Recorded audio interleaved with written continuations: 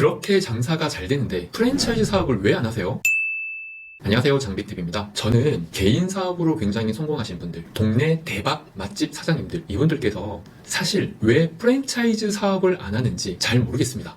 물론 어떤 마음인지는 잘 알고 있죠. 지금 내 매장 하나만으로도 충분한 수익이 나오고 어떠한 다른 고민 없이 매일 똑같은 일만 반복하면 고정적으로 큰 돈을 벌고 있는데 굳이 왜 복잡한 프랜차이즈 사업을 하느냐? 프랜차이즈 사업이라는 시스템도 모르겠고 가맹사업법이라는 게 있는데 도대체 그 법이 뭔지 이해도 잘 안 가겠죠. 골치 아픈 건 딱 질색이다 생각하는데 왜 굳이 프랜차이즈 사업을? 맞습니다. 그 마음도 충분히 이해가 가요. 하지만 프랜차이즈 사업법이라는 게 그렇게 복잡하지 않고 지금 내가 하는 사업만 조금 더 시스템화하면 너무나 메리트가 있는데 왜 이걸 안 하시는지 진심으로 안타까운 마음으로 이 말씀을 드리는 겁니다. 자, 그렇다면 개인 사업만 하다가 프랜차이즈 사업을 할 때 얼마나 큰 장점이 있는지 한번 이야기해 볼까요? 자, 첫 번째, 내가 이미 우리 동네에서 소문난 맛집 사장이다 라고 한다면 프랜차이즈 사업에 이미 반은 성공하신 거예요. 왜냐? 우리가 아는 여러 프랜차이즈 기업들이 있죠. 그 중에서 엄청나게 성공한 브랜드들 본사를 한번 살펴보세요. 그러면 재밌는 사실이 하나가 있습니다. 그게 뭐냐? 유명한 프랜차이즈 본사의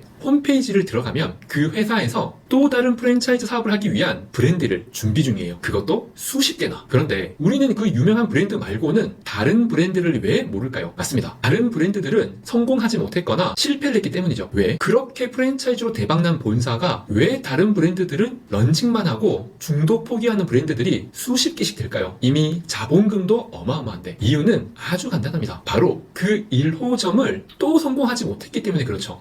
내가 프랜차이즈 사업으로 성공을 했다고 하더라도 두 번째, 세 번째 브랜드들까지 성공하라는 법이 없죠. 그만큼 1호점 하나 성공시키는 것이 정말 어려운 일입니다. 그런데 지금 이 영상을 보시는 동네 대박 맛집 사장님들은 1호점을 이미 성공하셨죠. 이미 고객들께 인정을 받으셨잖아요. 어떻게 레시피를 바꾸고 장사를 하고 어떻게 했는지 잘 모르지만 1호점은 대박 나셨잖아요. 그럼 프랜차이즈로 가는 가장 어려운 관문을 넘으신 겁니다. 그래서 제가 말씀드리는 게 이미 반은 성공하셨다. 이렇게 말씀드리는 이유입니다. 두 번째, 저는 동네에서 유명한 맛집 사장님들이 또 다른 지점을 내지 않는 것은 엄청난 재능 낭비라고 생각합니다. 제가 방이동에서 엄청나게 맛있는 편백찜을 하나 먹었어요. 정말 너무 맛있더라고요. 그런데 여기 매장이 여러 군데 있는 것이 아니어서 우리 집 근처에는 아예 없고 다른 지역에서는 먹을 수가 없다는 게 정말 안타깝더라고요. 이 영상을 보시는 여러 고객들께서도 그런 생각 하실 겁니다. 어느 지역에 정말 줄 서서 먹는 유명한 맛집 족발집이 있는데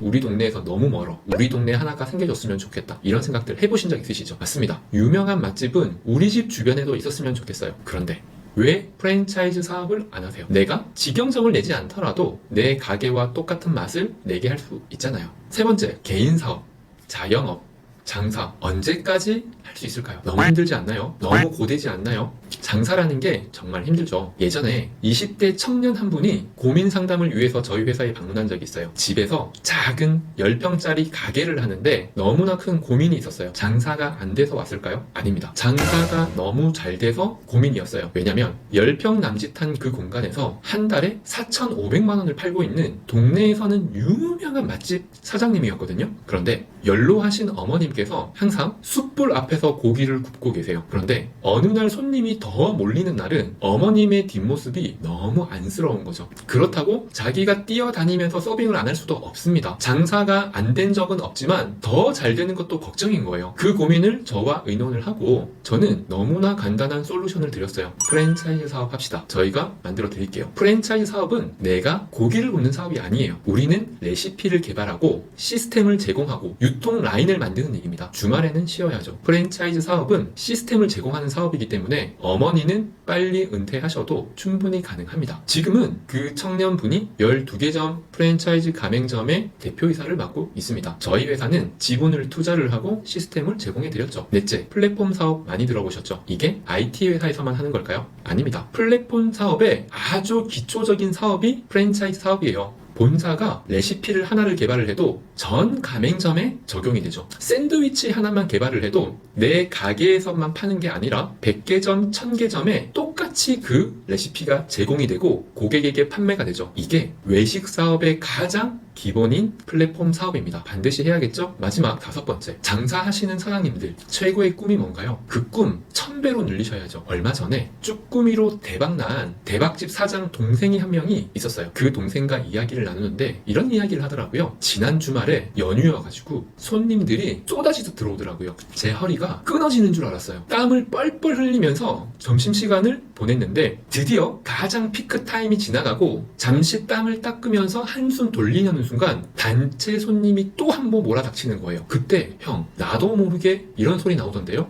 맞습니다. 사장님을 욕할 수 있나요? 돈을 버는 건 버는 거고 힘든 건 힘든 거예요. 손님이 대박으로 몰려 들어온다고 해가지고 마냥 좋지만은 않다는 거죠. 그 쭈꾸미집 사장님은 월 매출이 1억 5천이었어요. 매월 그렇게 판매를 하면서 자기 몸은 축나는 거예요. 그렇게 해서 최고로 올릴 수 있는 매출은 2억이 안 된다고 합니다. 그런데 그런 매장을 1000개 운영을 하면 1억 5천이 아니라 1500억 매출을 올리면 오히려 할 일은 없어져요.